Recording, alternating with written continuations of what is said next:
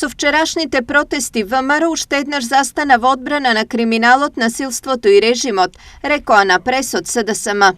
Насилниците кои дивееа низ храмот на демократијата, пред камерите тепаа пратеници, кршеа, уништуваа, се обидуваа да ја погазат волјата на народот и ја доведоа државата на раб на граѓанска војна, не го бранеа уставот, туку ја бранеа фотелјата на бегалецот од правдата Никола Груевски.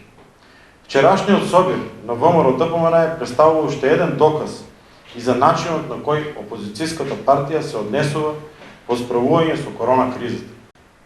Во периодот кога бројките на ново заразени лица се намалува, кога Штип се спрема за масовна вакцинација, пратениците од редовите на ДПМН протестираа без при тоа да имаат грижа на совест за здравствените работници кои секојдневно се борат за здравието на граѓаните. Вчера на СДСМ му се случи народ излезен во одбрана на правото и правдата, возврати пратеникот Иван Јорданов. Тоа што се случуваше во текот на вчерашниот ден е одраз на работењето на криминалната и корумпирана власт која владее селективно со непочитување на законите и злоупотреба на функциите.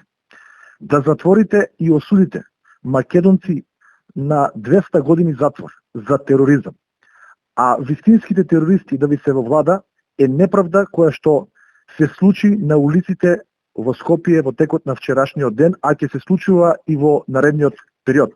За крај да потенцирам дека како граѓанин учествував на протестите на 27 април, а денес и како пратеник ќе учествувам во сите протести против оваа антимакедонска и криминална влада.